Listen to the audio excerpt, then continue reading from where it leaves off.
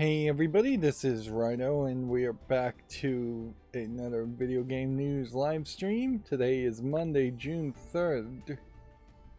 New day of the month, also Monday, so we don't have as much news today. So I'm thinking what I might want to do, even though I have kind of backed off quite a bit from playing Yu-Gi-Oh, is that today, starting early, instead of my usual random time starts or late start times, today may just be a really good day to play a little bit more Yu-Gi-Oh.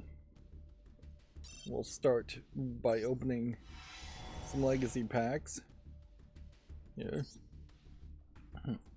You still are getting the occasional new card of the 7,000 cards in the Legacy collection out of the 10,000 cards in the entire game. It is just a really ridiculous number. There was a scientific study, or I think it was really a scientific study, let me just say I saw this on the internet so it may not be true, saying that humans can really only maintain at most 100 relationships with people, and that they will just drop off and ignore them. And honestly, I think 100 relationships is probably a high number, with it being closer to about a dozen people that you would have even slightly close relationships with. Yeah. Because over the scale of a year, like, depending on how you define it, if you didn't talk to or interact with anybody for at all in 365 days, you're really not in a relationship with that person. They are basically a stranger at that point. So 100 relationships, you'd have to interact with at least 2 new people every single day, or not exactly new people, but people you haven't interacted with otherwise in the past 265 days. And yeah, that's kind of a lot. Yeah. Honestly, I imagine the number is much lower than 100. 25 to 50 at most seems more realistic. Anyways, my point I was making there is, if you can only deal with 100 relationships, I imagine you can really only deal with 100 cards in a collectible card game. So when there's 100 times more cards available than you could ever really memorize, and then there's a chance that your opponent might play any of those 10,000 cards, it's just ridiculously beyond the scale.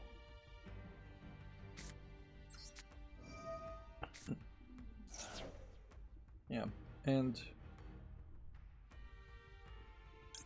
even I think Konami knows that. That's why they've tried to reboot Yu-Gi-Oh with Yu-Gi-Oh, I believe it's called Rush in Japan. Some translates to Yu-Gi-Oh Rush. And they just... And of course they've also just tried to have a situation where most of the cards are irrelevant.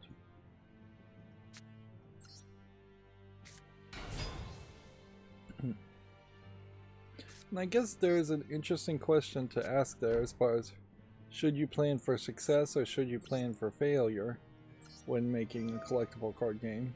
I kind of feel like you should plan for success.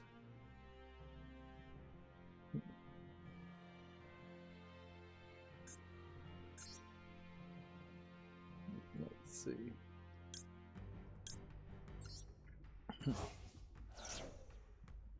And of course, I would say just having a super tight rolling ban list of eliminating everything that is older than a year is too much. That's what Magic the Gathering does, and that just comes off as incredibly greedy.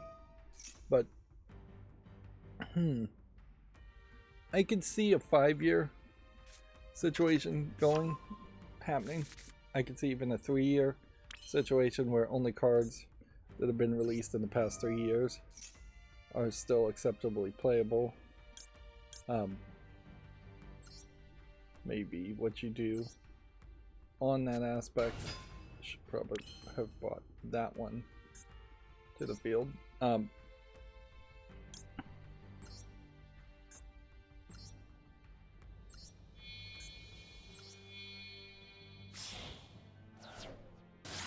But yeah, there will always be cards that are really popular, if only for meme reasons, in Yu-Gi-Oh!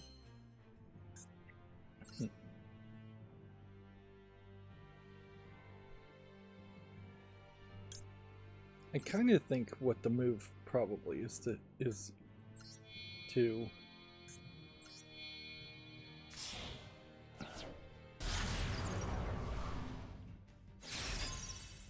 just lock in cards and have a legacy playstyle where cards from 10 years ago can be played against other cards from 10 years ago.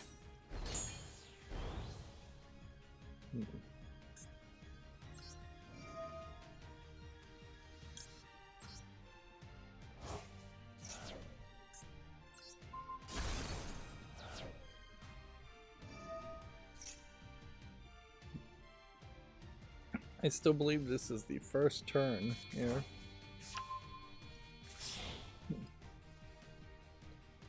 For the catch-up section, I did spend most of yesterday playing Fallout New Vegas in the time I wasn't sleeping, which I did also take a nap there. Playing the Midnight Science Fiction DLC, whatever it's actually called, which feels like a much better experience in a lot of ways. It feels like it's written by a completely different group. It's voice acted by some of the voice actors from the Venture Brothers, which they still are getting kind of celebrity voice actors in that case, but it's nowhere as bad as the main game where you have just like Morgan Freeman, I think is a celebrity voice actor, and almost every character is some kind of celebrity, although some of them also are Will Wheaton and Felicia Day, but they would have been big enough minor celebrities to count even them. And it feels really bad in the main game as far as voice acting. The character designs are not matched in any way to the voices. When you hear Morgan Freeman, you expect to see somebody who looks like Morgan Freeman.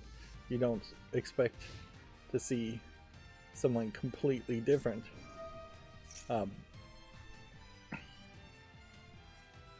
yeah. So voice acting is a little bit better.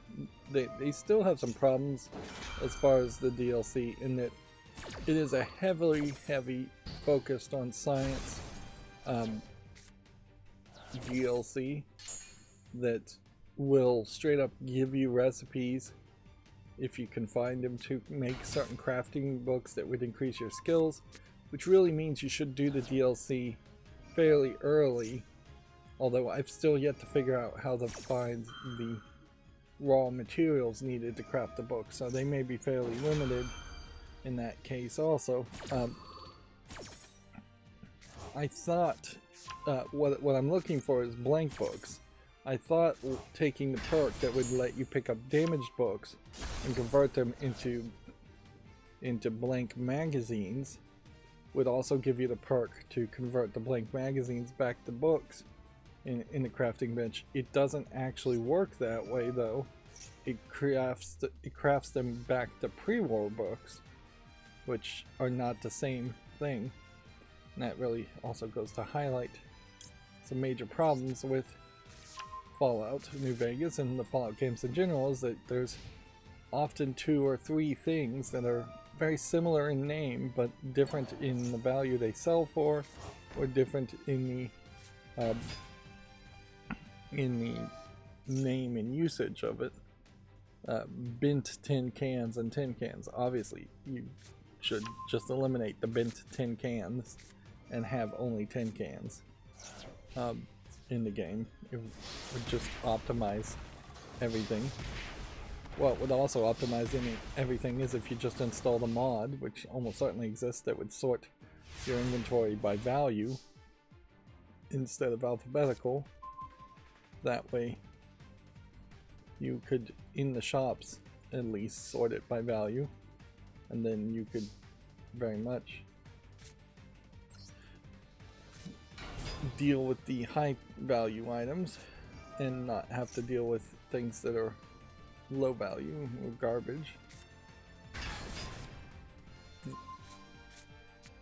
But yeah, the DLC recommends level 15, so I would say level 15 is the right time to take it on, not level 42 or wherever I am at this point. But it still has some problems. It has a smaller map that feels much more manageable, as far as you very likely are going to cover 80% of the map and walk within 5 feet of it, most points of the map. And it has a lot more random spawning of enemies, perhaps a little too much random spawning of enemies. I guess I'm just gonna lose here. But yeah.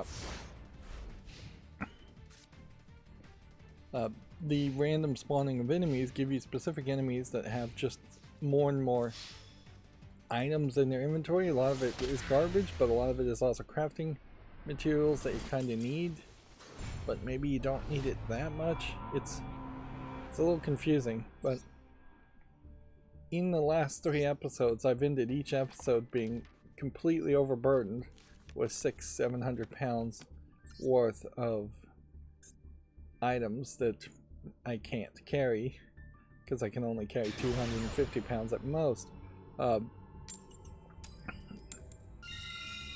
So yeah, you're just overburdened and you have to walk incredibly slow because you're over encumbered, is what they call it, from usually the edge of the smaller map back to the exact center of the map to dump off a bunch of items and do a bunch of crafting, which the crafting is not really even leading to too much. The center part of the map is where all of your conversation is going to happen, either in the think tank or the sink is the name of the 2 locations. And so, in particular, if you don't go back to the think tank after you first talk to them, you won't realize that there's a whole other conversations that can be had that can start a whole other quest. It does kind of feel like the whole map is empty, small enough that I might empty it out of anything valuable. I wish that there was a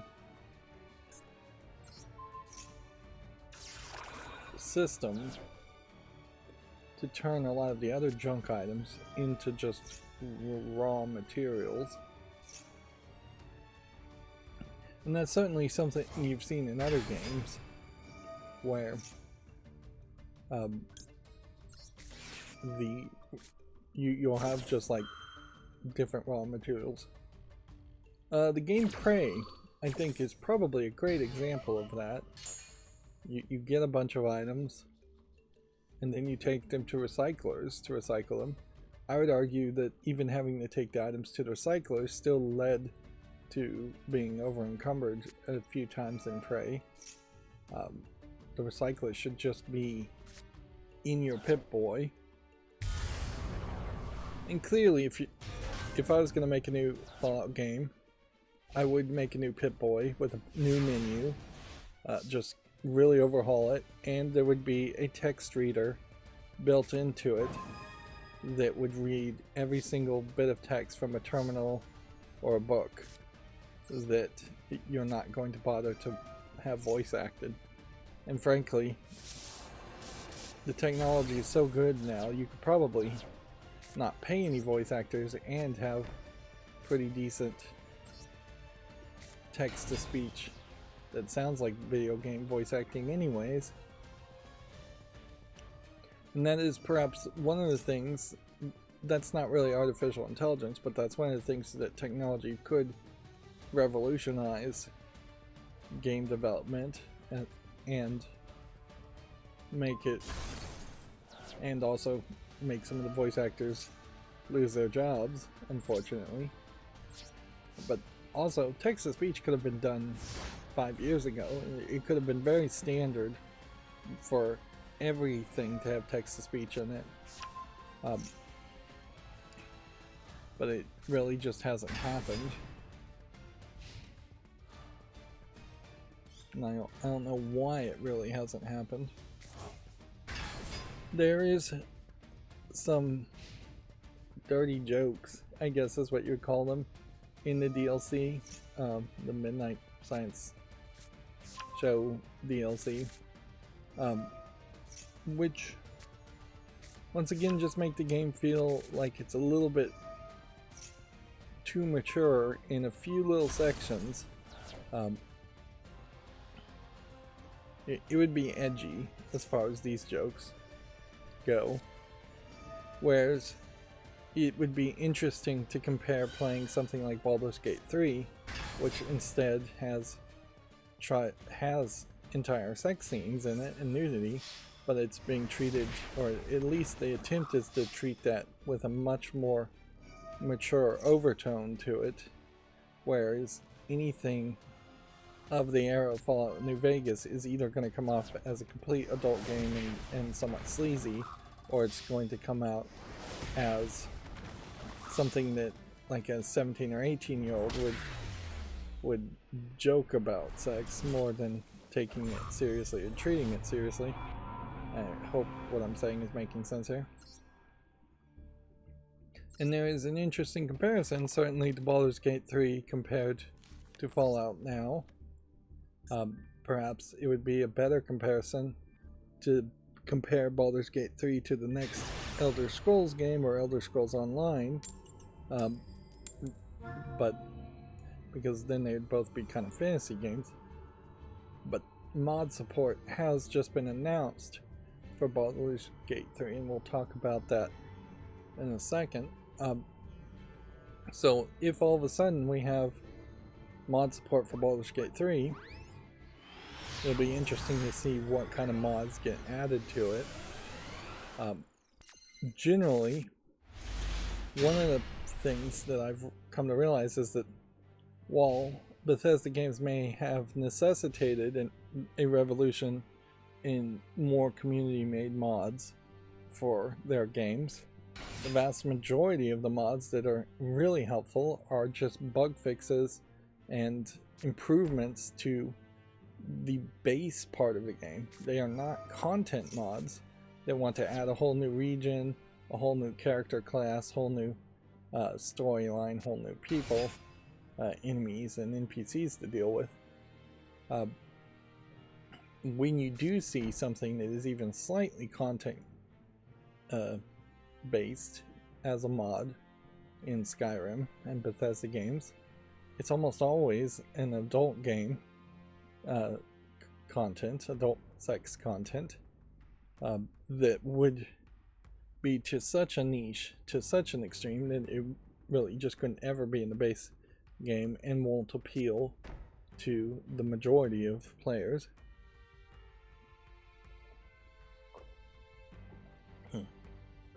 Or at least we don't have any of the metrics to prove that it would appeal to the majority of players. Of course, we'll never get those metrics either. So yeah, I'd be very interested to see what kind of mods get made for Baldur's Gate 3. It may just be nothing. Most people may just be satisfied with what the game is, and there's almost a badge of perfection that you're given if you add mod support and you see very little mods get made.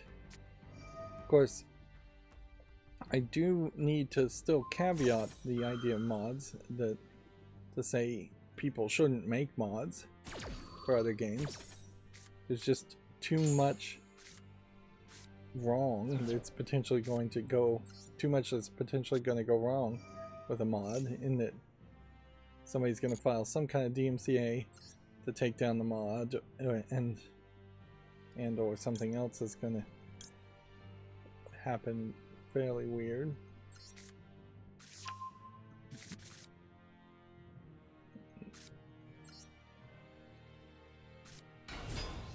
It is 100 times better to simply make your own game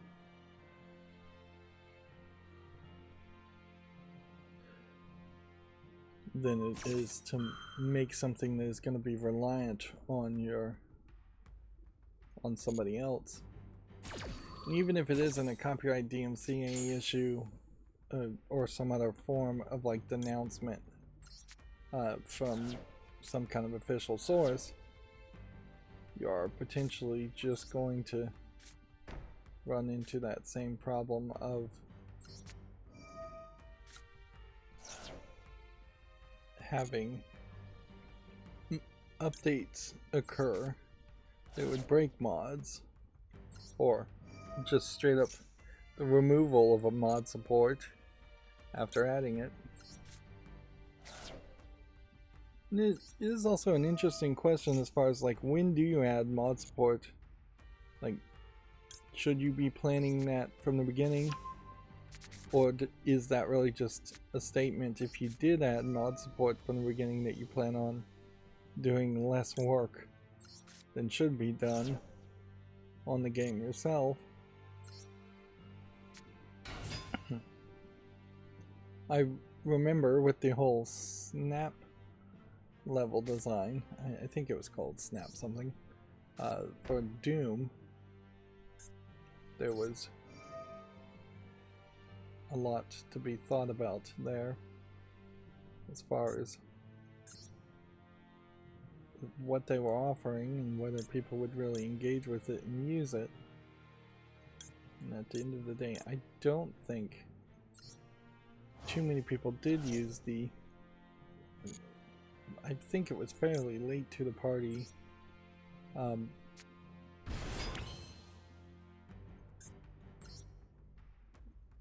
level editor for Doom.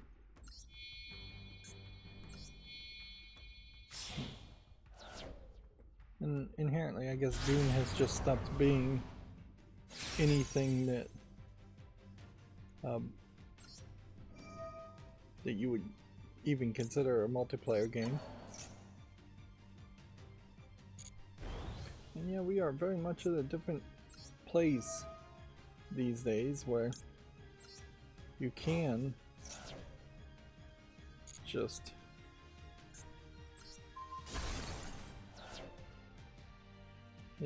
you can just release a single player game and not feel a need to try and add multiplayer. Although there's still a significant amount of games that are multiplayer only that should have single player content. But I definitely think the gap has widened between games that want to be multiplayer first, something like Overwatch, all of which are just always online, and games as services, and games that want to be first player first, which the Doom reboot clearly is more first player focused.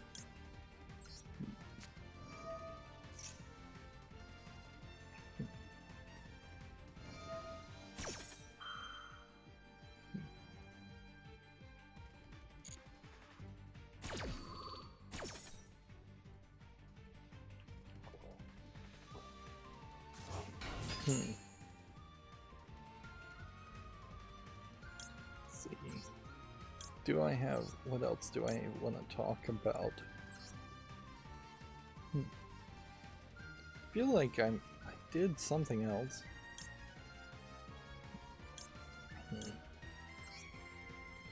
I know on Amazon Prime I started watching another series, so I'm watching TV still too much. Called, I think, Dark Places. Which it seems like it's kind of a ghost hunting show. It's probably a little bit better than Surreal Real Estate on Hulu is, just with the actors.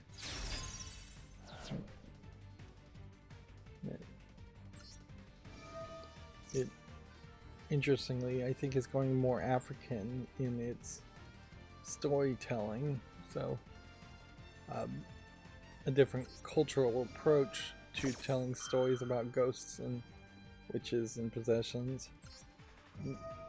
The three main protagonists all seem to be of African descent, which is also something you don't see a lot in TV shows. So yeah, that can be different. Hopefully it's not anywhere as bad as the canceled show that I watched a few weeks ago, South of Hell, where it was a bunch of southern Mississippi, Louisiana style actors or characters fighting demons. It's all just supernatural rip-offs, which I don't...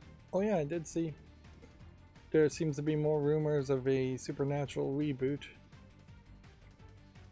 which yeah, I think a lot of these reboots get greenlit to pre-production at least, but then it gets hard to justify and differentiate it. CW did that with Charmed, and they didn't. They tried to differentiate the show by not just telling the exact same story again, when they probably would have lasted longer if they had just told the exact same story again and not rushed it or tried to go in different ways. Of course, Charmed was just a monster of a week, but so is Supernatural. It was originally, at least. Yeah, those first 5 seasons or so of Supernatural are fairly different from the last 10 seasons. I think it went 15 seasons. So you really would have to make a reboot that would pick whether they want to tell the first 5 seasons quicker, which is probably wise, or the whole series quicker.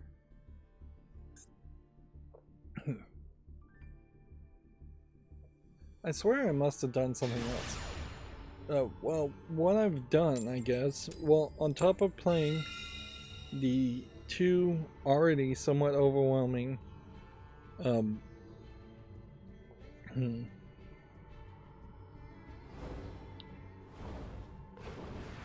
yeah. I just turned on my phone and got distracted immediately. Apparently GameStop's shares are surging 80% in a pre-market after a trader called Roaring Kitty on Reddit, I assume, posted an account showing $116 million position.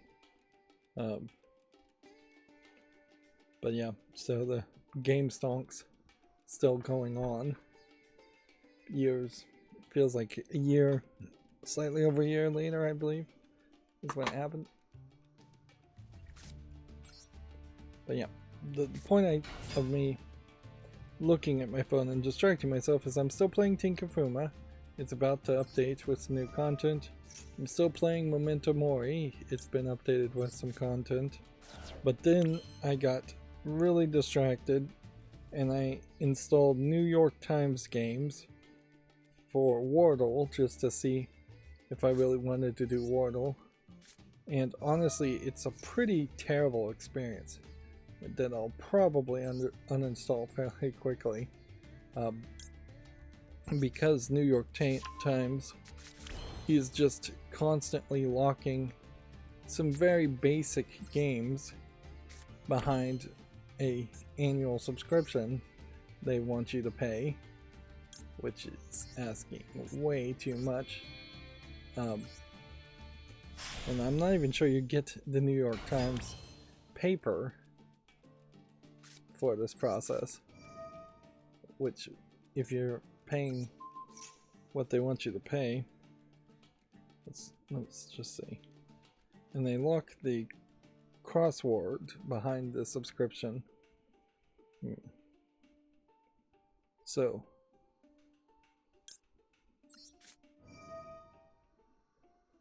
yeah, they want you to pay $49.99 a year to play the New York Times games for $5.99 a month. You do get some free stuff, but it's nowhere enough for it to even be an app worth staying installed on your cell phone. The All Access to get the news and the games and cooking and Wirecutter and the Athletic, which is I guess a sports coverage, is also $49.99 a year. Then $249.99 after the next year. That is an insane amount to ask. There's just no way anybody should be paying that much for any newspaper digitally delivered. But yeah.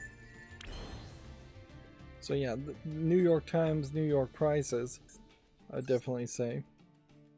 But otherwise, you only get a small, if you don't pay for this, you only get a small starter kit of crosswords that never changes, as far as I can tell.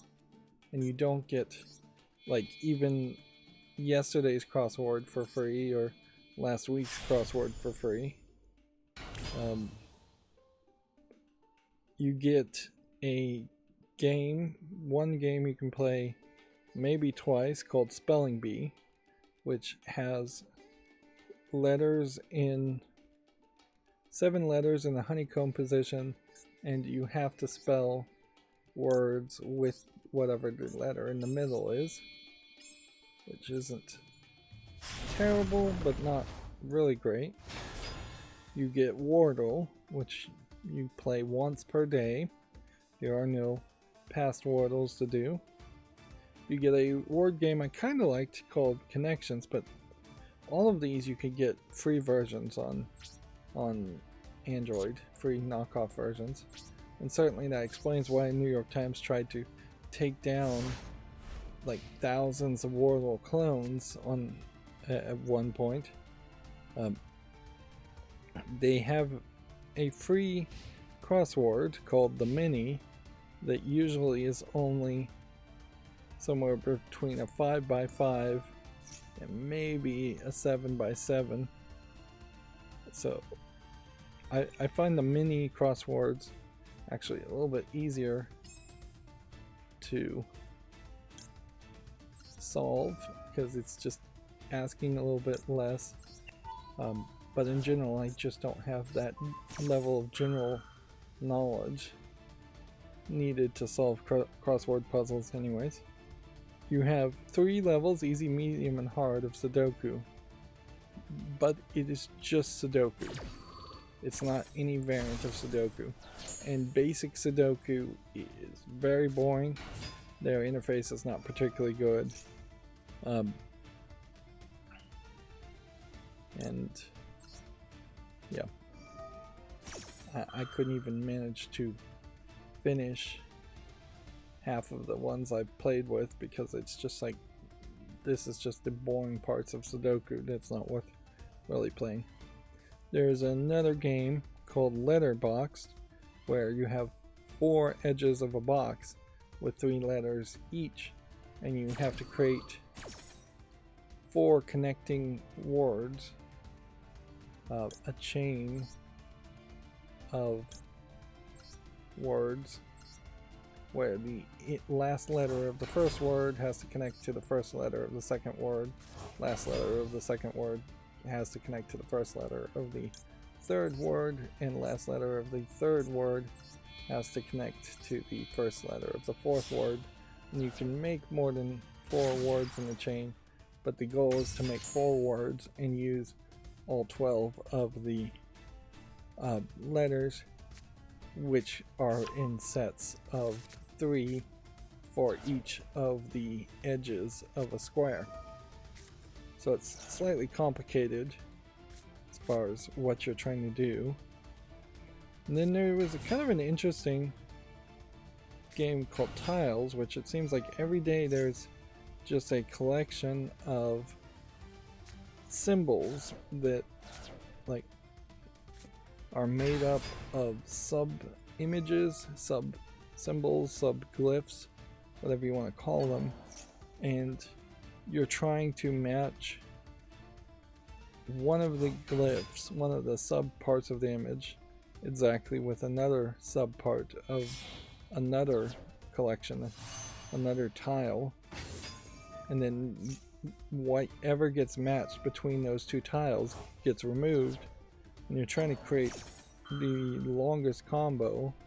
So theoretically you're trying to match only one element per combinations and then go around in circles, but that actually slows down the game quite a bit, and so it's not really fun to try to get the longest combo in that case. But the tiles concept certainly is an interesting one as far as matching motifs is what it says. But yeah, New York Times games for Wordle exclusively, not worth it really having installed when you can just get another Wordle game. The Connections game, I don't know if I explained that. You have 12 words, and 4 of those words are going to, words or phrases, are going to have some kind of connection. And so you have to find the correct 4 pair to find the connection. And then when you find that first connection, those 4 words are removed. Then you have 8. No, it's not 12, is it? It's 16. So you get rid of the first set of 4, then you have 12. And then you find another set, and then you have 8. And then you find another set, and then you have 4. And so the last 4 are always given to you.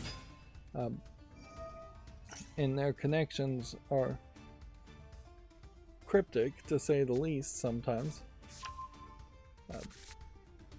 And they are definitely not the same connection for each group of 4.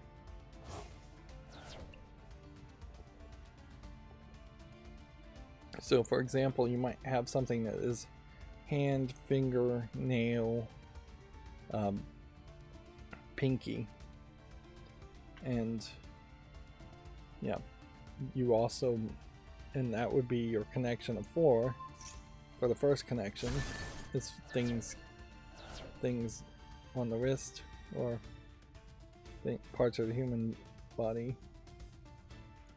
Probably wouldn't have hand, they'd probably have palm in it as the thing. Palm, finger, nail, pinky, or yeah. But then to confuse it, the next set might have hammer, which would also go with nail, or tree, which would also go with palm, and poke, which might go with finger. And so the connections are obviously designed to let you mess up. It's definitely not a case where the words are completely unassociated and unconnected to other possibilities.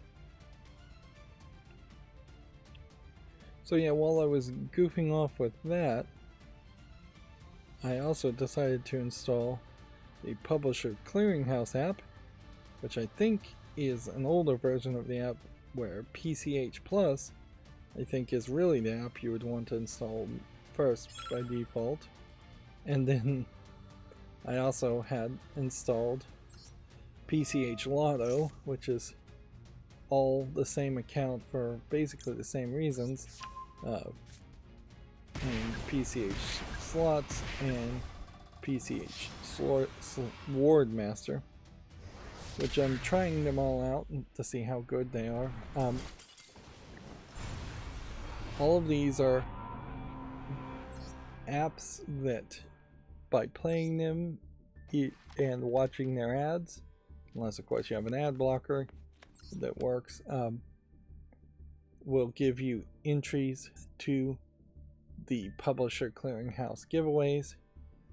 The big one every month is usually somewhere around $2.5 million up front and $2,500 every week if you won the big whole thing. But then they also give away smaller things, like you get tokens. So you're playing these games and watching the ads to get tokens, which are entries that you then can convert into much smaller cash cards for $100, which, yeah, there's a better chance that you would win those. But then they also give away cars for $50,000-$60,000, big expensive cars. And the thing about Publishers Clearinghouse is that it's just not gambling. So the lotteries are free. You probably won't actually win any cash from anything from the Publisher Clearinghouse lottery. They are scratch-off tickets that will give you numbers, that will give you tokens that can enter into contests. But it's not gambling because you're not putting any money in. Now you are putting your time and attention in. So you are effectively selling your time in the same way you sell your time in a job for a pathetically low amount, which is an extremely small chance of winning something of value. But yeah, you're not putting any money in. Now, the big caveat to always say on Publishers Clearinghouse, which I do encourage some people to do, I can only encourage people to do it if they are 100% immune to ads. If even one ad from Publishers Clearinghouse convinces you to buy a lot of their as seen on TV things that they advertise to you, and then you're going to be in the negative just from that one purchase. And if seeing an ad multiple times is going to eventually get you to buy something even a year later, well, then you're still going to be in the negative there, because there's no guarantee you would ever actually win anything. I would also say that I did win $5 from them, from the publisher, from the lottery things, numbers matching, and I question if that wasn't something that they do for everybody when they first start up, because that was very early into my experience. So yeah, if you have the time, and that's a big if, I do recommend Publishers Clearinghouse. As far as the apps go, the PCH Plus app is, I think, fairly good in that it gives you a bunch of little varied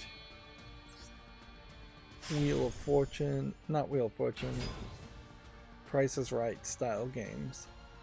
Things like pachinko or throwing darts at balloons, like carnival games, I guess is a better phrase, is what the PCH Plus app is. And it feels like that is the most optimized of them that actually loads, where the PCH Lotto app is really just loading web pages, and it's fairly slow. And the slots, PCH Slots, is pretty optimized too. You are actually playing slot machines on the PCH Slots that again are giving you entries to win actual prizes, so not technically not gambling, but certainly encouraging gambling behavior. And weirdly, in a different feel from what you would do in any other slot machine, because you're only going to have so many pulls, like 5 pulls on a slot machine, and then you're going to be moved on to a different slot machine as for a different giveaway. And of course, in between every moving along, they're going to try and show you ads.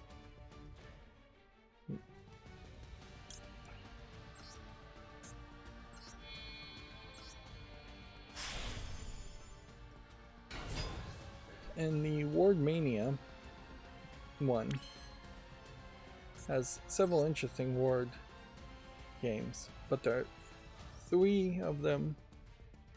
There's like 3 speed games from what I can tell, which seems like not that many, and they're all based on timing. So it's not anything slow like a crossword puzzle or Wordle where you can think, and I would definitely suspect that word games in particular should be slower. But most of the Word Mania games are heavily leaning into the mania aspect.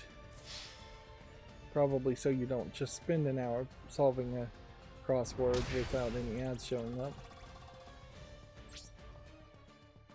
And they have Steve Harvey as the celebrity presenter for the Word Mania game. Which, yeah. I don't think there's a real connection there, because Family Feud is doing a very different thing and really isn't a word game.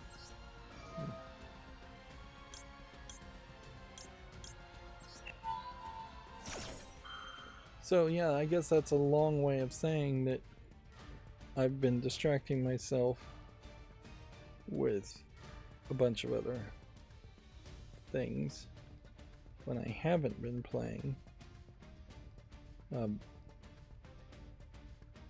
Fallout New Vegas, but I have also been playing Fallout New Vegas, so I don't feel too bad about it.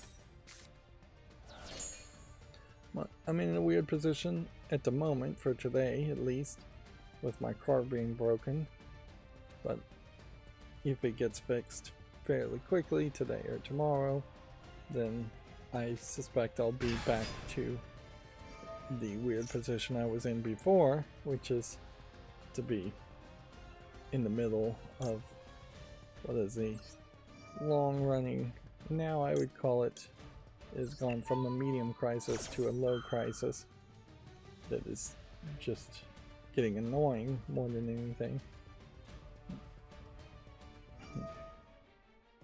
But yeah.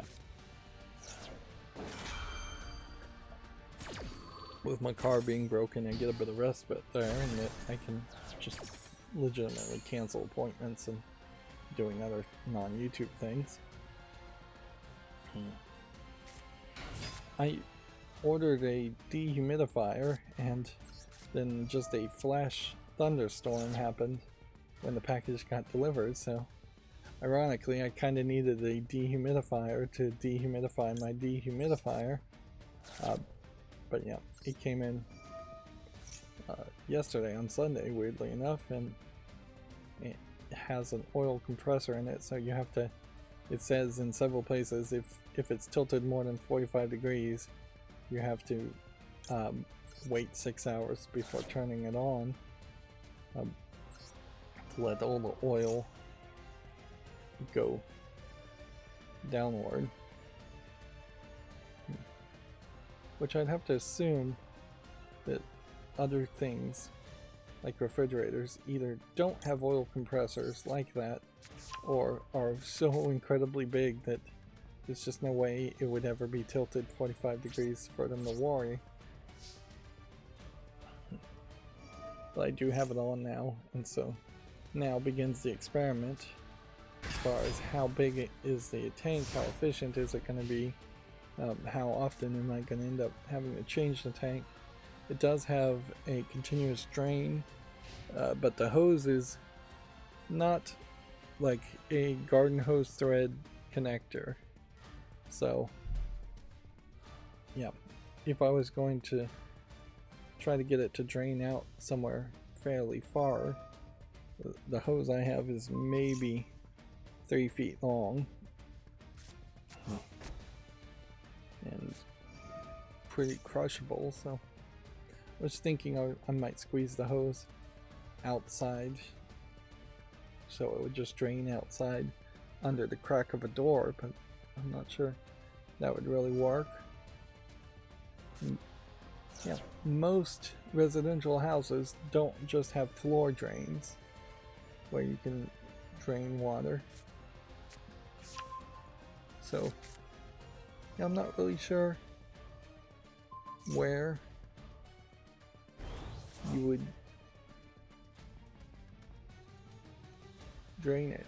Yeah, if anything, it kind of feels like for it to drain, you would have to have it drain via a pump going up somewhere, and there is no pump in this unit.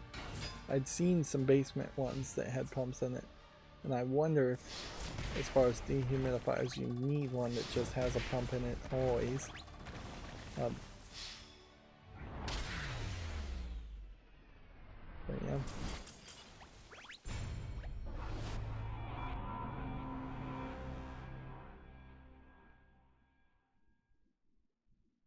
I'm not sure what I'm really going to end up doing there.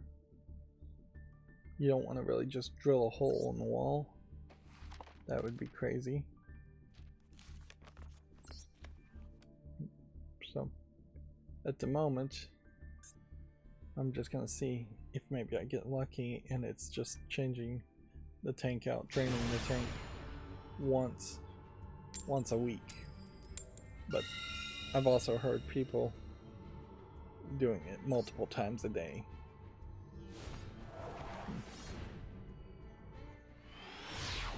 And yeah, with this larger square footage dehumidifier, there's just no telling if it's large enough. I had a little bathroom one, and it took a while just to dehumidify a bathroom with the little one.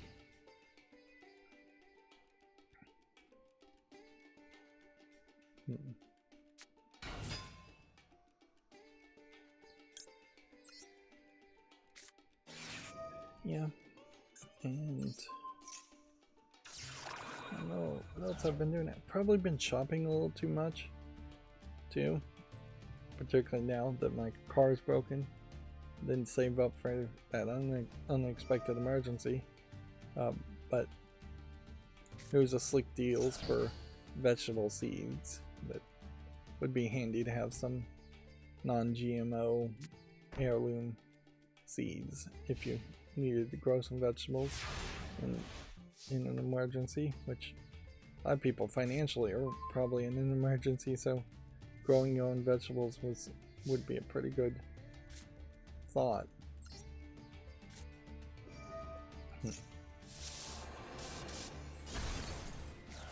The problem with that concept, though, is that it's not like fall of society zombie apocalypse proof as far as an idea. Like, you're not going to have a bag of seeds that lets you grow a few saplings or plants in the first season of tomatoes. Let's say you had 30 seeds for tomato plants. You plant each of those seeds, you hope that they all come in. Best case scenario, I imagine you're going to lose at least 5 plants that just won't sprout. So then you're going to have 25 tomato stalks, each of which maybe in that first season, once if you water and grow them, are going to give you 5 tomatoes. So you have 125 tomatoes in that first season. That's not really a lot. Like, that would be one person eating 1 tomato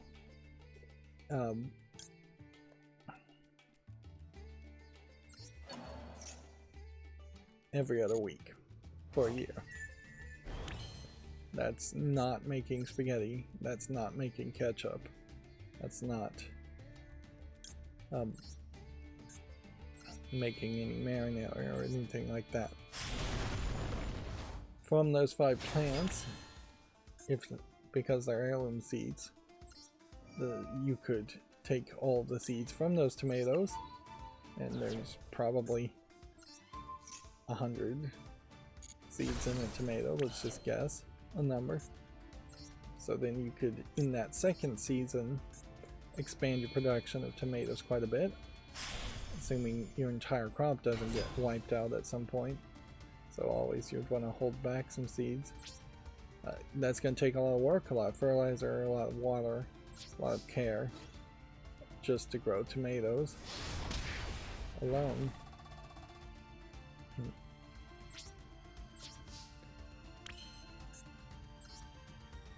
You're going to need a lot of land too. But yeah, none of that really works in a false society, because let's say you start to grow tomatoes, you probably don't have grow lights and underground bunkers to hide your growing. You'd have to find one of those weed houses where they have secret basements where they're growing weed and start growing tomatoes and vegetables there, and have enough guns to defend it. And even if things are relatively peaceful in the zombie apocalypse type scenario, as far as of an emergency, if you have 25 seeds, you're probably going to end up wanting to give 5 seeds to 5 different families, and otherwise the other 4 families that don't get seeds are going to be upset with you and probably shoot you for the seeds. So in reality, if you're going to have a seed vault of vegetables, you need to have a pretty large amount of it, I would say. Like for each of the packets of just tomatoes, instead of having 100 seeds, you probably need 1,000, 2,000 seeds. Just a whole row on a shelf of seeds. Now seeds are fairly shelf stable. Of course, that also doesn't work if you're just starving to death. Scavenging for the first few years would make a lot more sense, and that is what you would end up doing in this silly scenario that paranoid people like to think about. Is that, yeah, if the zombie apocalypse happens, or something equivalent to a zombie apocalypse happens, you almost certainly are going to be fighting for resources and scavenging and salvaging resources from grocery stores for the first year, which is also going to be the first thought every other person has. So you are potentially going to be in conflict with every other person, unless there are no other people, which if that's the case, then you get lucky.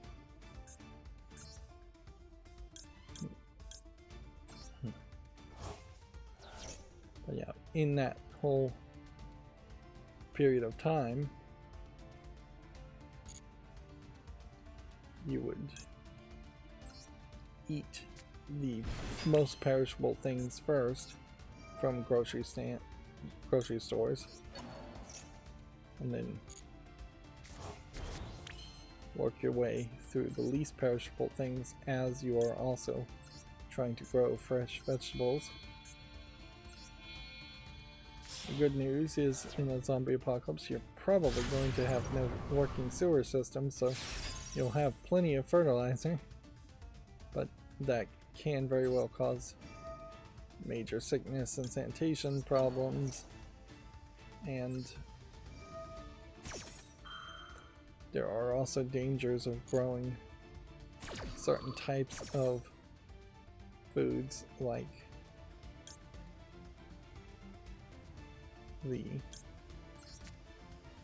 mushrooms, where if you get the wrong kind of spores in mushrooms, and you're just not perfectly clean about it, and really you have to be insanely perfectly clean about it.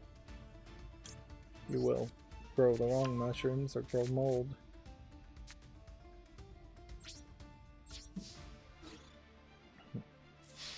And yeah, we're at an hour, so I think this is the time to end the game in playing Yu-Gi-Oh! We put a little bit more time into it this Monday. We'll end on a victory, but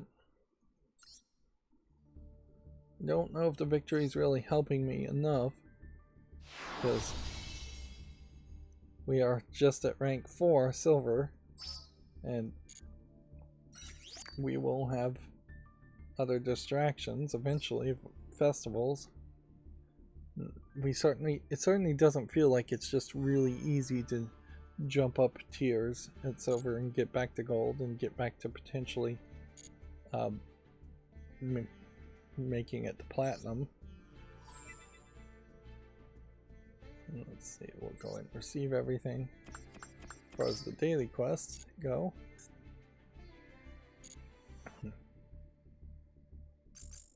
Yeah, I do believe they did add solo stuff. Tactical tri-deck. That looks like something new. Inherently, as far as my YouTube channel also, I'm distracting myself quite a bit, but I'm also not scheduling videos, which is something I never do enough of, and I never get ahead on that, and so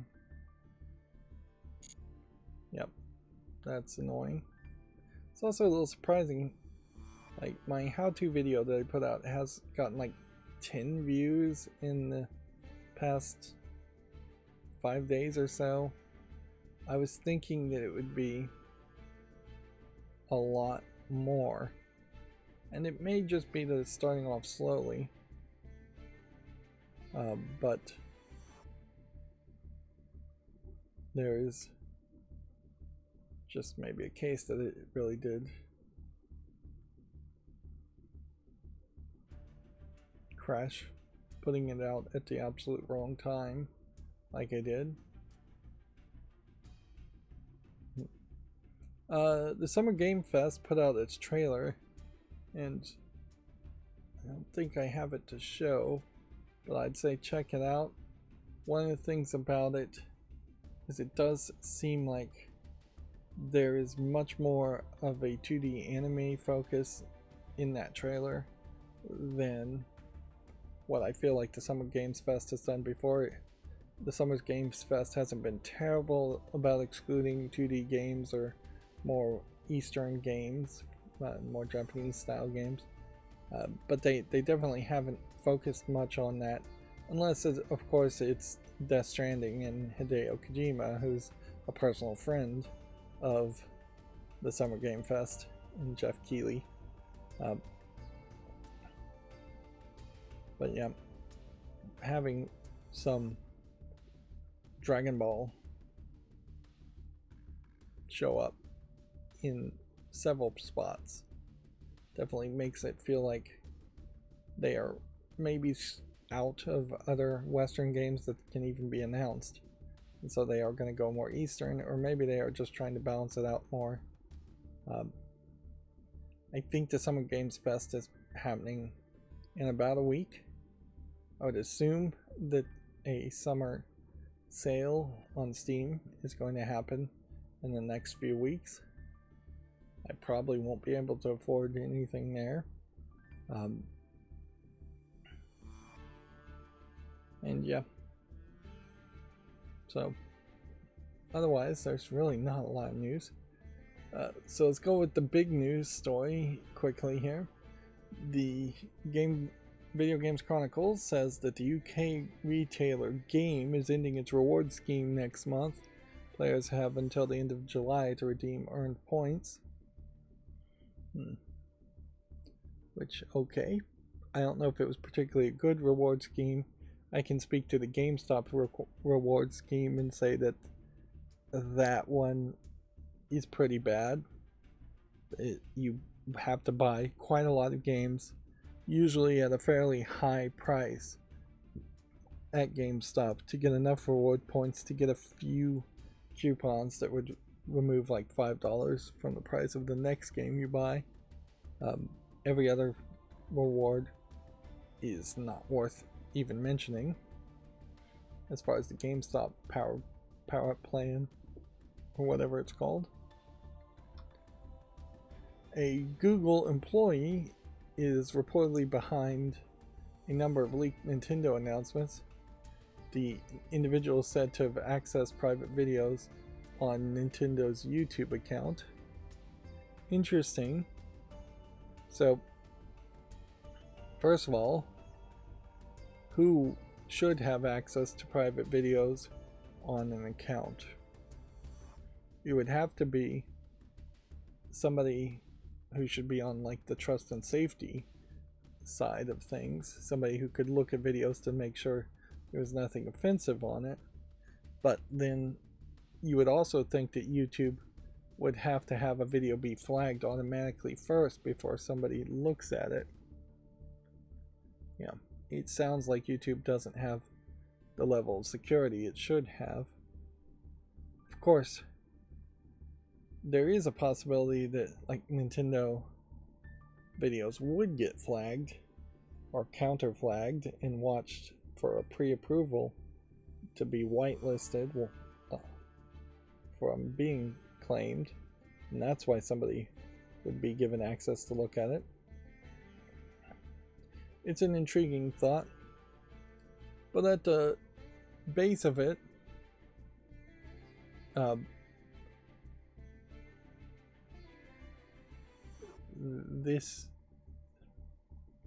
any leaks or rumors about the next Nintendo really just doesn't matter.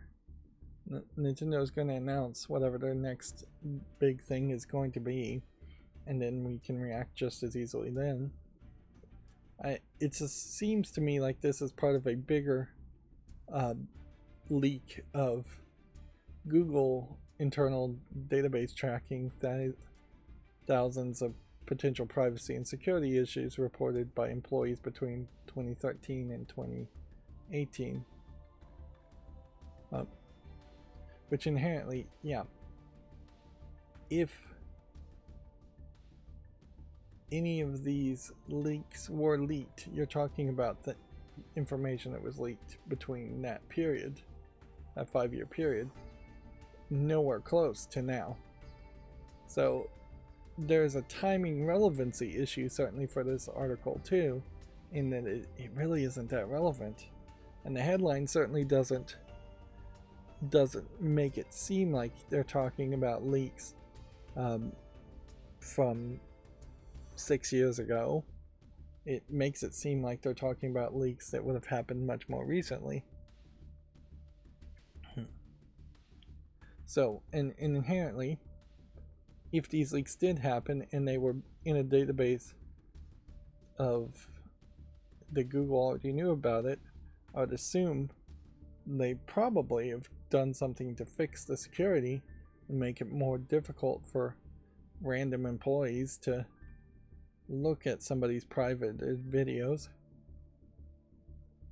Now, inherently, I wouldn't be uploading my private porn, my private personal porn on YouTube anyways as a private video. It would almost certainly get your account deleted, or any kind of private video at all. But I could see corporations doing that. Yeah, you're a small business, you want to make some training videos, you only want to let employees see that as training videos. That way you're not training your competitors' employees also. Yeah, I could certainly see why you would expect some privacy there. And I do suspect that there's probably a lot of personal people who upload videos to YouTube and should be making the videos just private for personal use. Videos of birthdays and graduations and things like that, where you make them public for a brief time, then you take them down as private. honestly, YouTube probably should have some kind of detection or default setting to say this is timed public and then we'll go private for specific people. But yeah, that's kind of a nothing video. Now, we have an interesting thing here from the National Video Game Museum in that they are, I guess, somewhat expanding their YouTube channel. In this post, any Voltar fans out there, we recently unearthed this possibly unaired Demon Attack commercial called Voltar at Home, along with Voltar's official Magic Engineer ID card. Who knew he was cranking out all those classic games himself? Watch it here. And here we have an ID card from a Magic. So, I have no idea who Voltar is, but he apparently was in the English department of the engineering department, I guess is what that is, not English. He's apparently 4'6", and his signature is just his fingerprints. You can see somebody's got like their hand here holding up this puppet. But yeah, this is something different from the National Video Game Museum in that everything else that they've posted has either been in association with giving away scholarships or just showing off items that they're collecting. And inherently they are collecting something, but this is digital, and kind of the first digital thing. And I do have to applaud the National Video Game Museum. Seems to have started to step up its focus, whereas previously here they were doing tabletop, promoting some tabletop event that I don't even know if they were really having at the same location. No, they weren't. And this was in February. So, yeah, by May they've started to focus more on their own promotion in their own collection. So, yeah, that is intriguing. And let's watch the video. I don't generally want to show somebody else's video.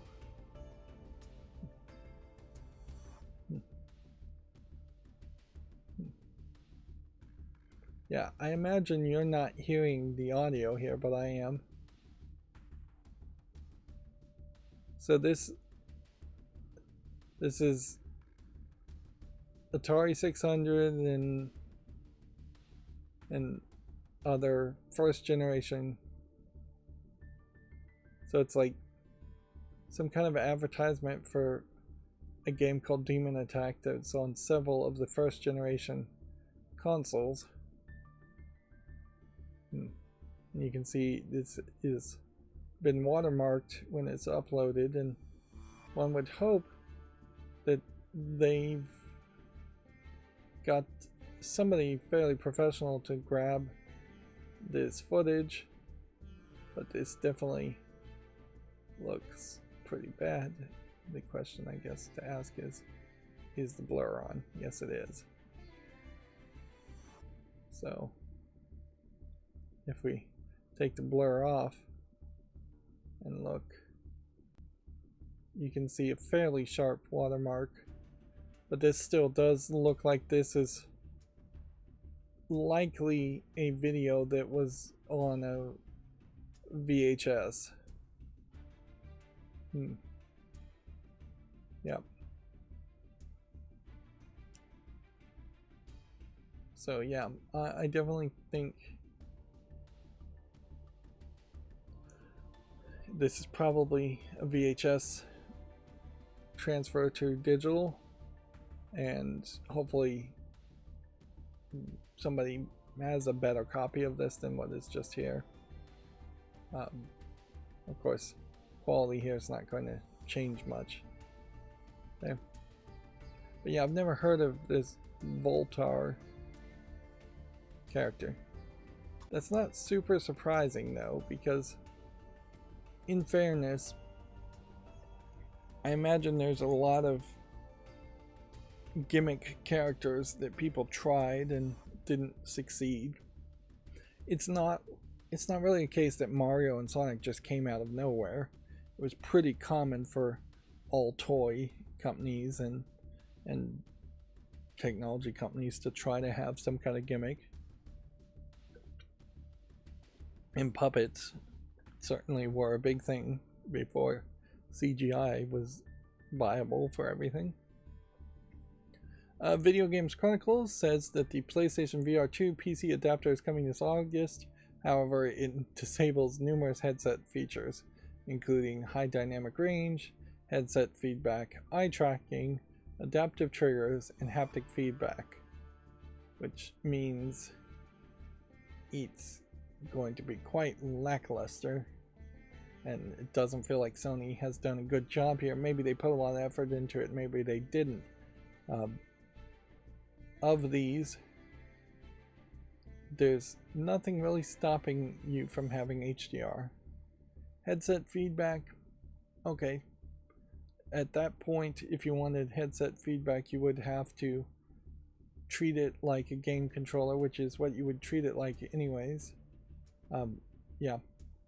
This little box I'd like to see bigger, but I assume what this is doing is it's getting power in, it's getting a USB-A out and an HDMI out.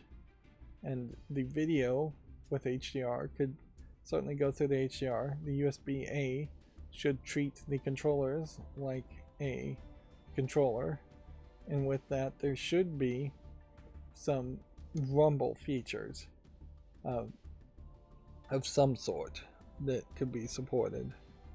And those rumble features maybe aren't going to be as good as what you would get natively, but if your controller can vibrate, then the headset could vibrate for a little bit of feedback.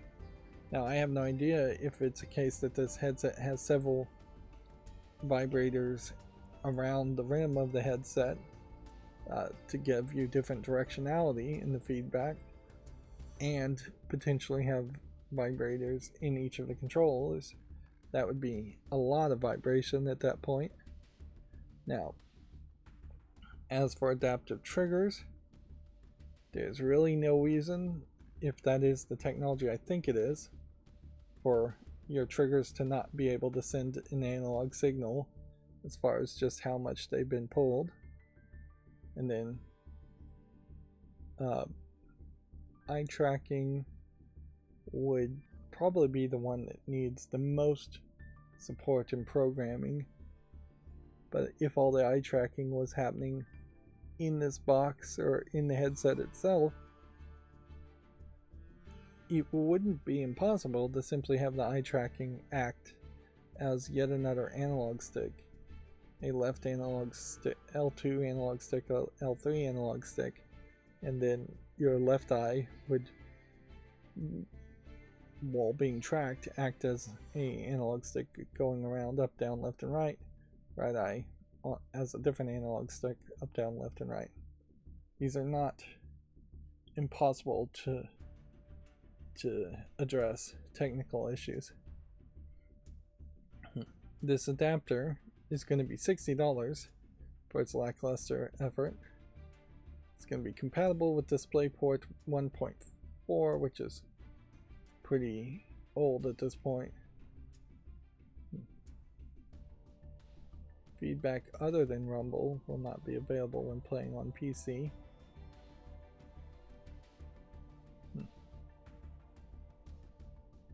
Some of this, I think, is probably them coming from the assumption that the software itself would not be able to give feedback, haptic feedback back, which is probably true for most PC VR games.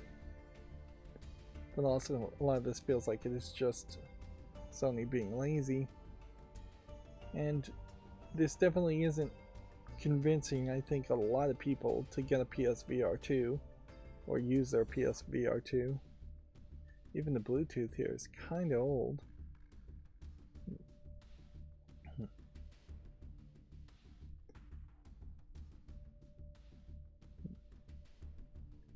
It's funny, it says DisplayPort connections,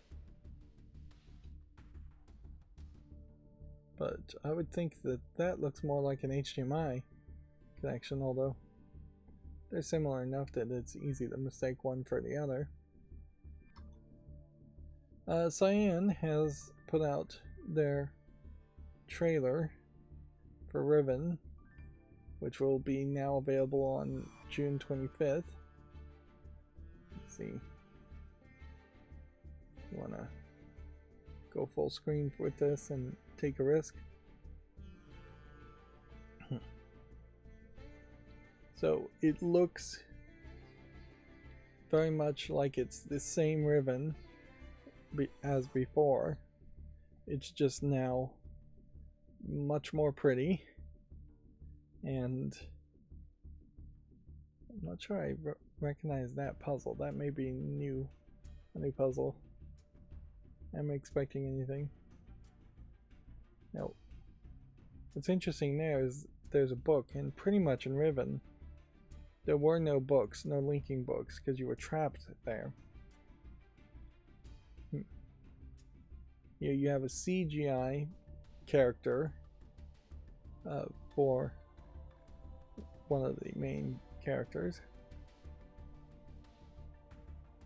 Looks like there may be a little bit more life in Riven, but actually there can't be that much more life in Riven because it would actually break the game to add any new life. That tree looks new.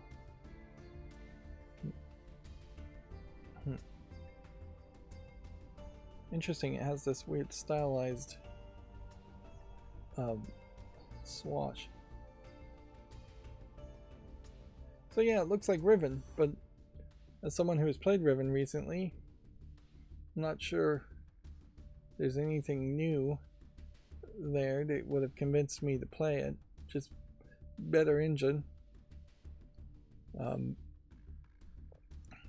We still are, I personally am still in a very weird position where I want to support Cyan, but all of their new games are just not received as well, and even like Abduction and Firmament, they're not even, yeah, like these two games nowhere as well received as Myst and Riven have been. And whenever they put out a new game in an old game in a new engine, that's nice, but it's hard to really justify playing it once again, having just finished the Myst series. Of course, if you haven't played Riven in a long time, I would say check it out, and I will even give you a slight spoiler to pay attention to the audio in the game, because it will play a bigger role than you might think. And I guess that's pretty much all I can say about Riven, other than now it has a release date. Here's Baldur's Gate 3 getting official mod support. I mentioned this earlier. It's coming in September. A closed alpha is kicked off today, with a closed beta following in July. And yeah, I probably should play Baldur's Gate 3 just to see what kind of game it really plays as. But I will be very interested in seeing what kind of mods it actually gets, and how easy it might be to mod the game.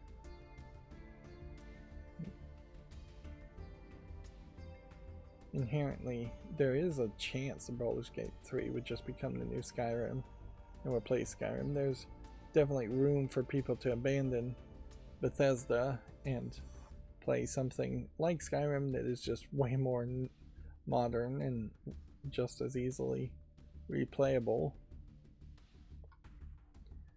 Take-Two is reportedly planning either to close or sell off its indie label Private Division. We're hearing a lot of rumors being reported around this. This one's from Video Games Chronicle reporting on this. I'm not sure that this isn't just the same rumor being repeated by a bunch of people over and over again, or mainstream video game journalists repeating it over and over again. Rocksteady has decided to start off its Pride celebration with this statement. Here, they are celebrating Pride Month by honoring our truths. The theme stands in solidarity for the LGBTQIA plus community within Rocksteady, for our players and across the world. For all of us at Rocksteady, we'd like to wish the LGBTQIA plus community a safe and celebratory hashtag Pride 2024. Yeah. And it's always important, I think, to watch these companies and see which months they decide to celebrate certain Pride activities and more woke things, and which months they are awkwardly silent about. As far as just like Black History Month, which I believe was last month, maybe I'm wrong about that. I think Rocksteady Studios was completely cold on that, or silent on that.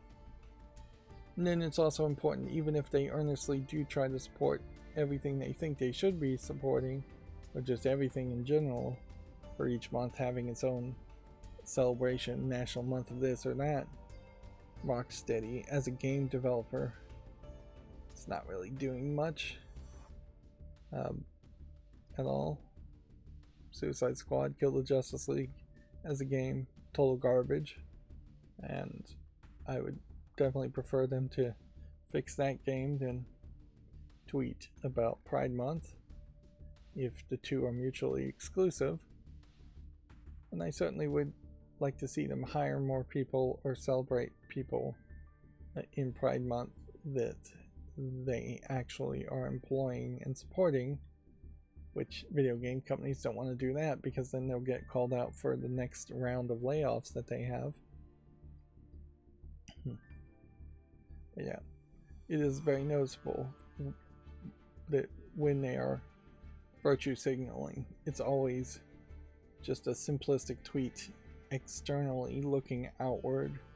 It's never looking inward as far as what you can do. And yeah, if you want to support the LGBTQIA plus community this month, or year round, it really should be year round, then look internally as far as what do you have control over, what do you affect, how are you affecting that community.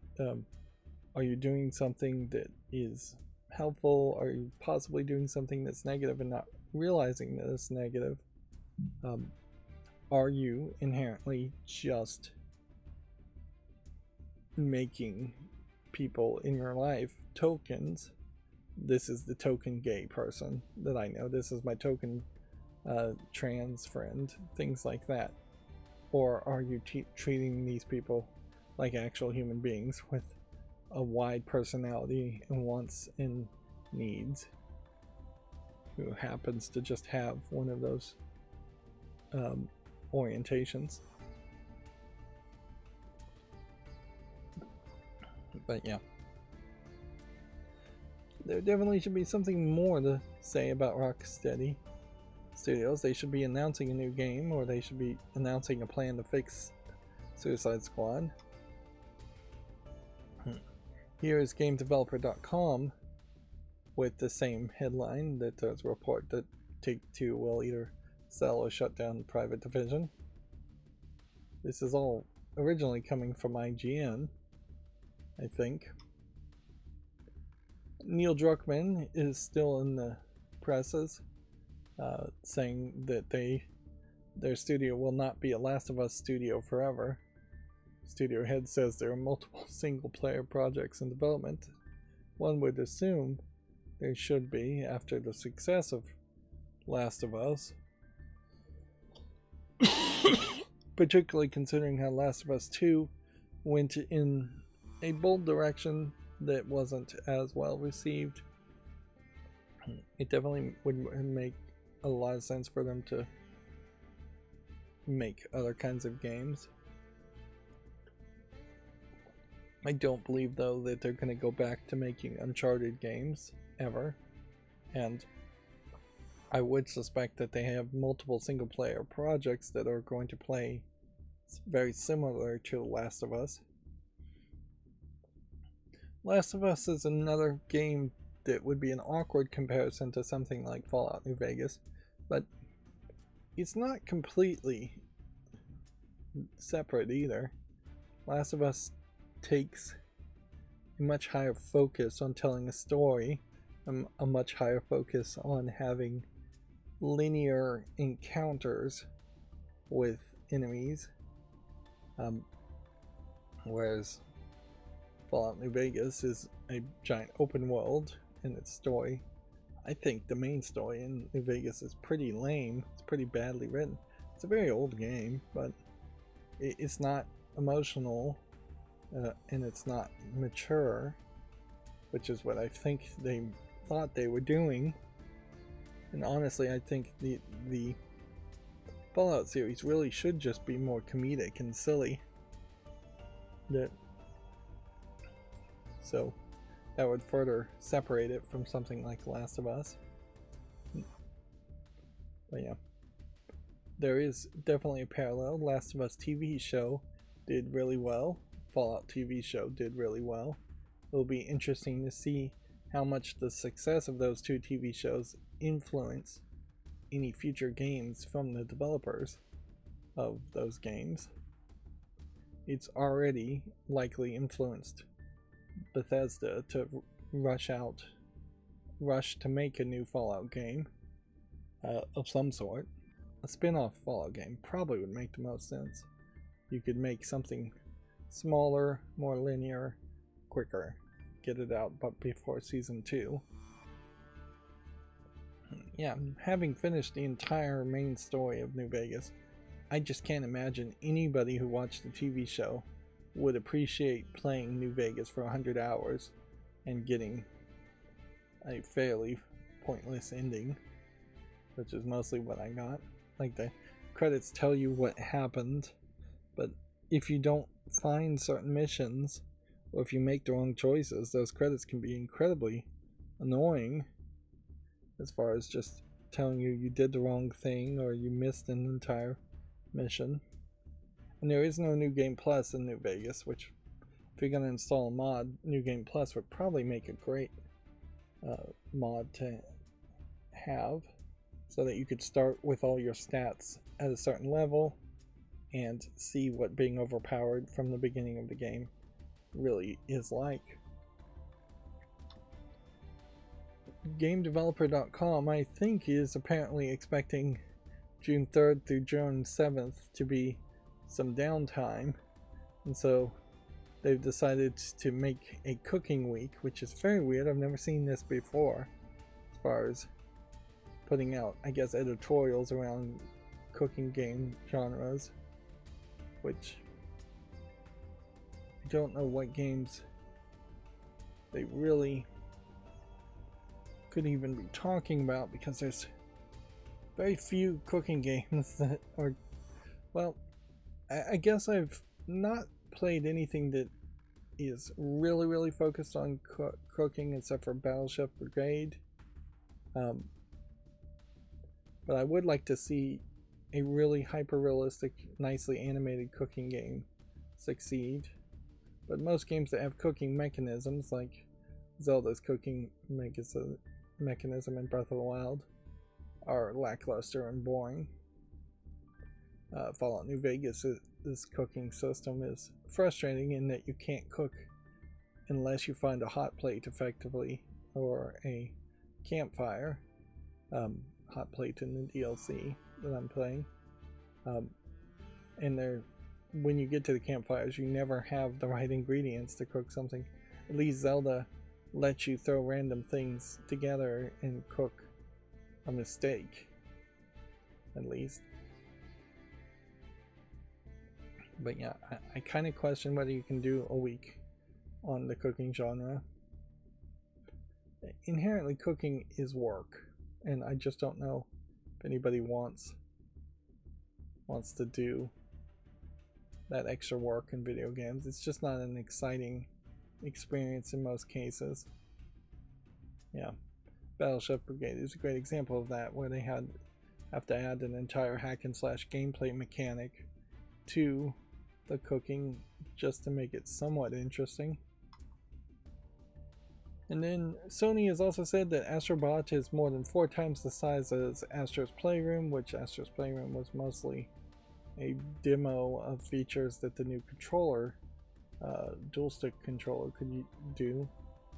And it has no microtransactions. It'll also be a PS5 exclusive with no PlayStation 4 version. Which, yeah, that certainly is a line in the sand when you have a Sony first party game, particularly one that looks like it's really trying to attract kids, being a PS5 exclusive. So, if anything, this feels like Sony has once again shot itself in the foot when they could have probably said less. That they didn't need to say no microtransactions. They didn't need to say PS5 exclusive. They could have also not said that it was 4 times the size and just said nothing. And sometimes I think nothing is the best response. Yeah, I'm continuing to follow the price of Minecraft just to see when the sale is going to go away. Yep, and I believe it is gone now. Yep. 15-year anniversary. Nope, it popped up. It's still on sale. I wouldn't be surprised if it stays on sale for a while, for potentially forever.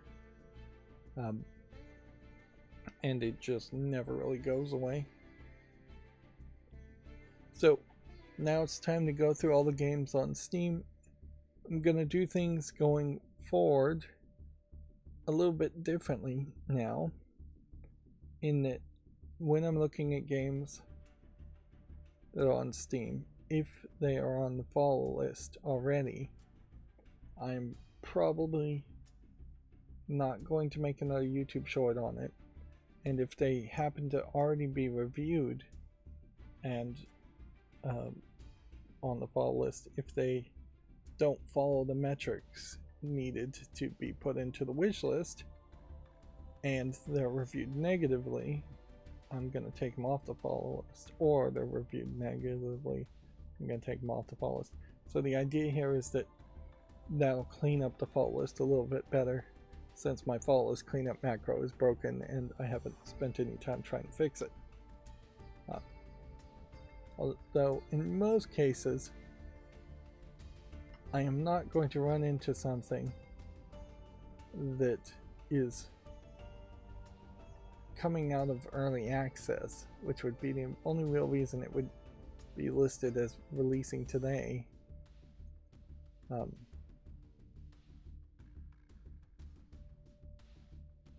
Yeah, this doesn't look like enough of a game. Infinite Survivors. Yeah, we'll give it a chance. Probably should have taken a break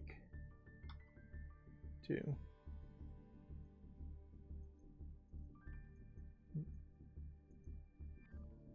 So give that a chance.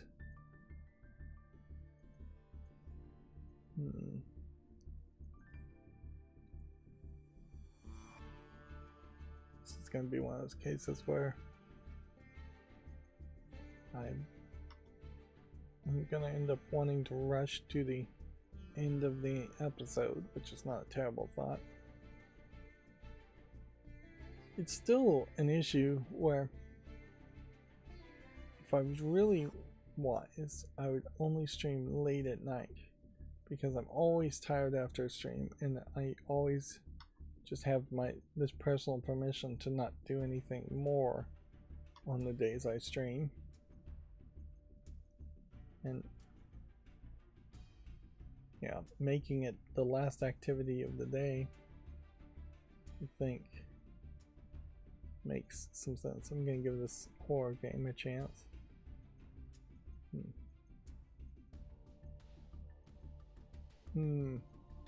This one, screenshots don't really tell me anything. So I'm gonna say no.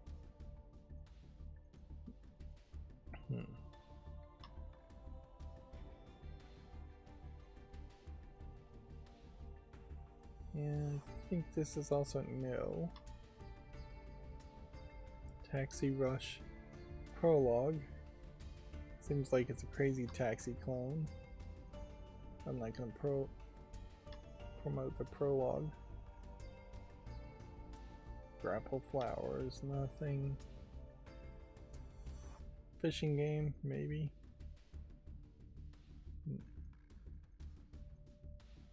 A game that looks like this, I'd almost never say yes to. Some kind of non-English puzzle game.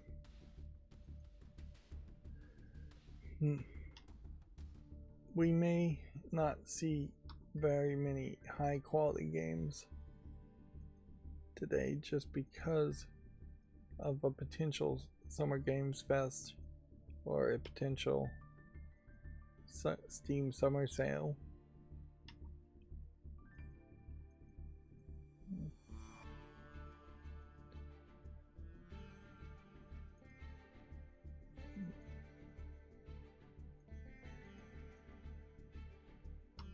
Somebody probably would buy that cat clicker game, but nope, doesn't look good enough. Still seeing a lot of Survivors clones.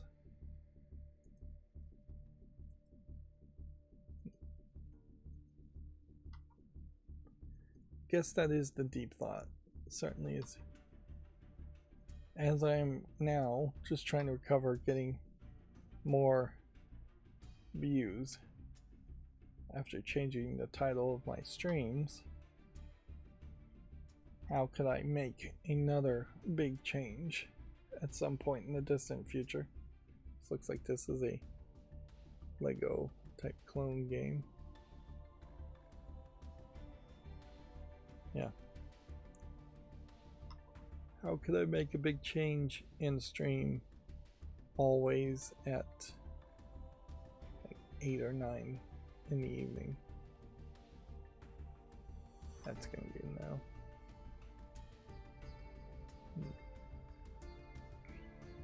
What could I do to change my content that would train my audience to want to actually watch and stay up?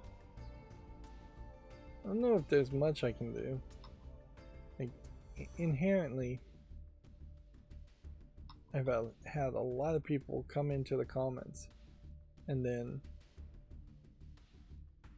leave or try to leave gracefully, saying it was really late where they are.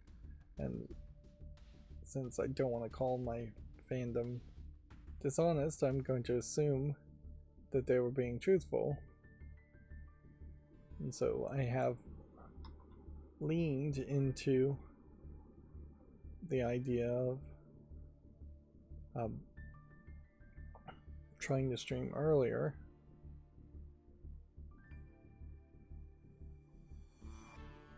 For that reason. So it really is more of a case where I need to change, not I don't think I can convince my audience to change.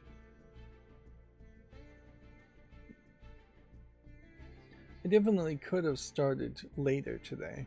I could have made 2 or 3 episodes of New Vegas and then been fairly exhausted and tired and then live streamed later. I don't think I can consistently do that, though.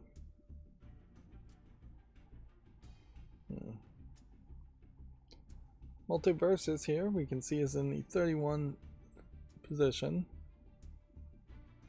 We have something called Banana that's in the 37th position. This was a game, it's just a idle clicker, or it's just a clicker game, not an idle clicker game. And apparently it's become some kind of internet meme. It's been a long time since we've seen any kind of internet meme game gain success, but it has. I don't think there's anything special or secret behind it, but maybe there is something that unlocks or more gameplay. And it might be a Frog Fractions type game where it looks like one thing and turns out to be something completely different. Meanwhile, Hades 2 is at 84th spot, so its early access is not maintaining its high all-time peak.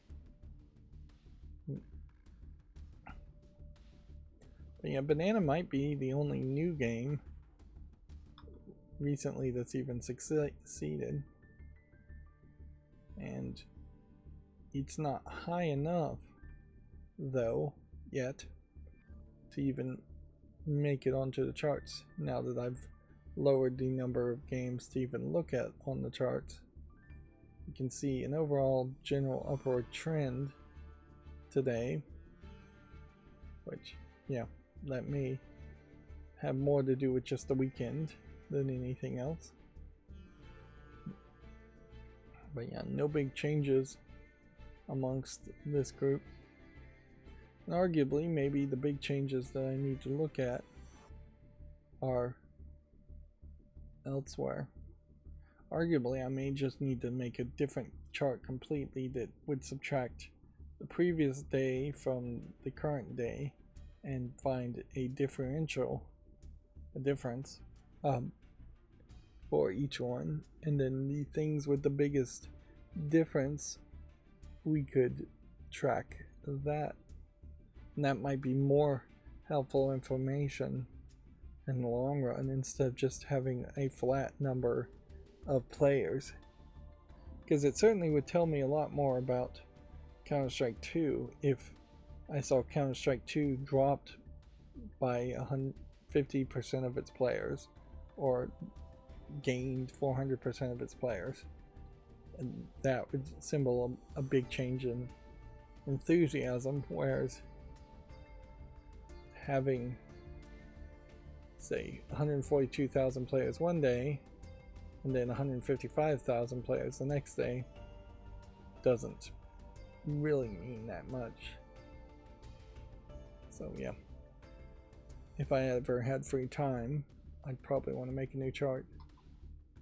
I definitely am thinking about what I would want in a new chart. And I guess if I had a assistant, somebody smarter at making Google Excel sheet charts, I'd have them do it. So June 3rd is the last day for the open world crafting, survival crafting experience sale. Which, yeah, that definitely seems to me like we are opening up. They're probably clearing the field in a couple days from now. A summer sale might happen. Might being the most I can say. And playing Fallout New Vegas has not in any way encouraged me to want to play Starfield. Yeah. I just think Bethesda needs to really make a whole new game on a whole new engine and rethink everything. Make it so nothing is sacred. Don't just listen to whatever Todd Howard wants, and make a modern game in the Fallout universe that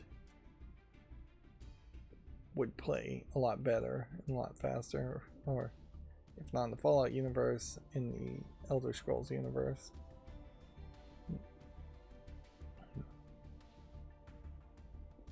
Yep. It still is very much the case that if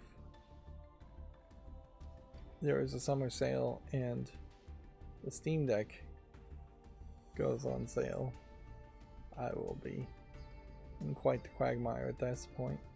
Here we can see Helldivers is at 73% at this point, after all of its controversy. This Soul Mask is about the only new game, I think, that they're even showing off. I think I tried to play this mobile game. Yeah. I tried to play this on my phone and didn't get very far. I lost interest and uninstalled it. A lot of times it has to do with the gameplay style and how many buttons and are you going to have to tap, how many things on the screen are you going to have to tap. Alright, so we're going to go through the headlines and we don't have a lot, so this will be fairly quick. From Video Games Chronicle, Kena Bridge of Spirits is coming to Xbox in August. The game was released on PlayStation and PC in 2021, which is funny because I would have thought if you had asked me that it was an Xbox game. It kind of has more of that Xbox feel to it. But yeah, weirdly, that's not the case. I never heard anybody really say anything about Kena Bridge of Spirits though either. I think it was probably okay, but nothing amazing. We will not be the Last of Us studio forever, Naughty Dog's Neil Druckmann says. Sony says Astrobot is more than 4 times the size of Astro's Playroom and has no microtransactions. Rabbids, Assassin's Creed, and more could be coming to X-Defiant. Hints at future content have allegedly been unearthed in game files. Well, yeah, if X-Defiant is a Ubisoft property, I could see skins and crossover promotions happening. Take-Two is reportedly planning to close or sell its indie label Private Division. Take-Two still wants to bring its biggest IPs to mobile. We have to try and we will try, says CEO Strauss Zelnick. Spyro and Crash Studio Toys for Bob partners with Xbox on its next game. And see, that is it for GameDeveloper.com for today. And see, 2 of those were old articles. That's not much better. I see 5 articles at most from Gematsu today and 3 articles from GameDeveloper.com. So this is going to be a fairly short one. I could frankly have played a whole nother hour of Yu-Gi-Oh! If I wanted to, for as little as it happened. Of course, I only know that at the end of the stream. I wouldn't have known that at the beginning of the stream. Closer The Distance launches in 2024 for the PS5, Xbox Series, and PC. Let's make sure we have this on the follow list. We don't. I'm not sure I've seen this one before. Yeah. I definitely feel like I should probably get back to playing some of these smaller, more niche games. Like I put a lot of time playing a lot of longer games lately. It probably is time to try something a little bit smaller and shorter.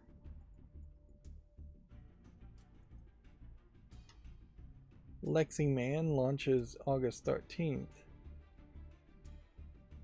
This is another game that I would have thought I hadn't seen before. Apparently I have.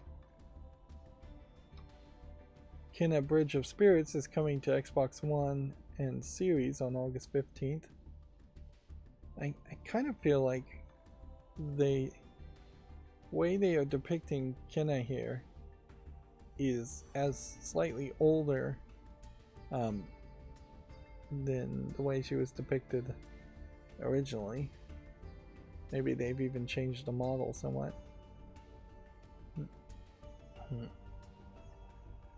But yeah, she comes off more as a smarmy teenager, whereas I thought she was closer to like 10 or 11 as a character before. But that may just be that they rendered a new image from a different angle. This might be what she looks like maybe at the end of the game. You don't have a ton of games where a character starts off somewhat young and then grows up to be older, that would just require extra animation that's unnecessary. That was one of the things about Fallout New Vegas, is it felt like you would potentially age as you played the game, but I don't think you really do. If you do, it's not noticeable because it's a first-person perspective game anyways, or third-person perspective if you can turn that on, which I finally got that to actually turn on and work again. I don't know what bug was preventing me from doing that before. But yeah, having a character age doesn't make a ton of sense. They do it in like Fable, I think, and that's about it. Well, games like Princess Maker, I suppose, your daughter raising simulator games, obviously the characters age in that.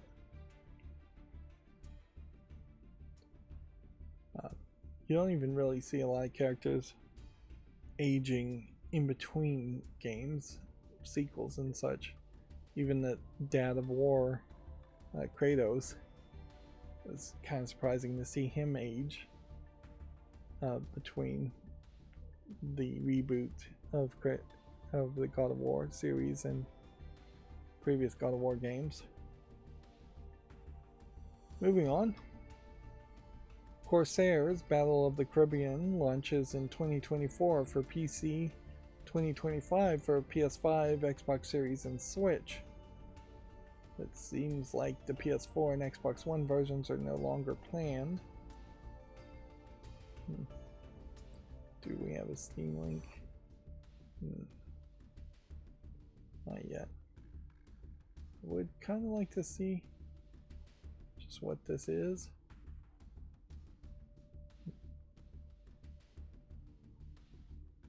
It looks to me like it is a pirate real-time strategy fleet game.